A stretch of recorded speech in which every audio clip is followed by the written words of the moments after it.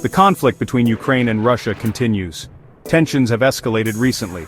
However, there are glimmers of hope for peace.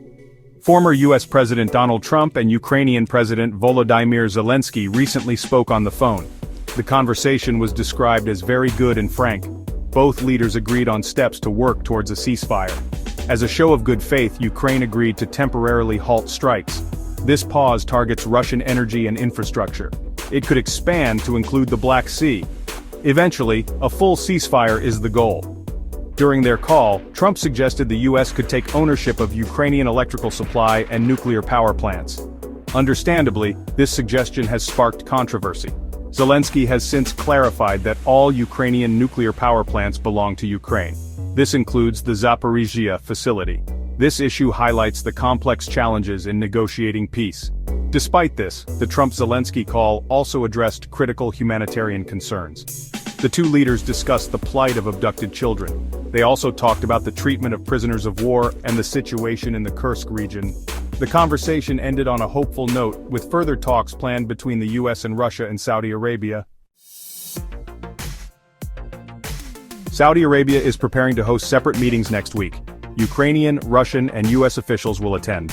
The main topic of discussion? The ongoing conflict and the potential for a peace deal. This development has been met with cautious optimism by the international community. However, significant obstacles remain. Zelensky has outright rejected Putin's conditions for peace. These demands include Ukraine ceasing all foreign military aid.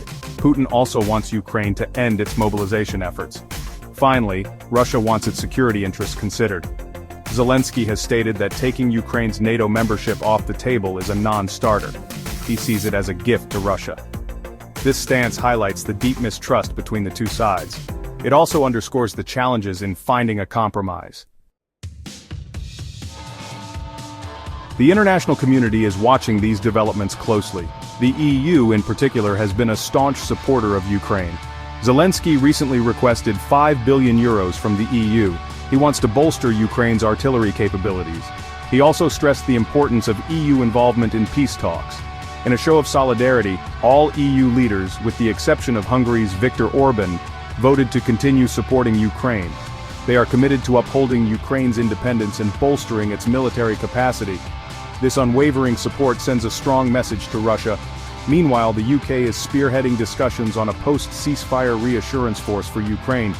This force would focus on air cover and naval presence.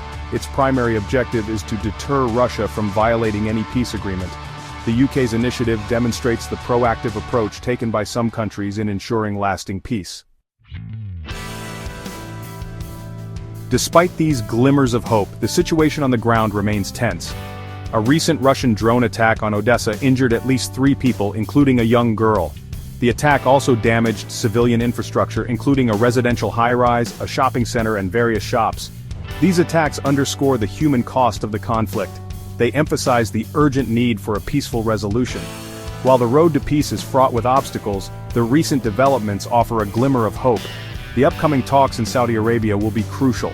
The international community's continued support for Ukraine remains vital.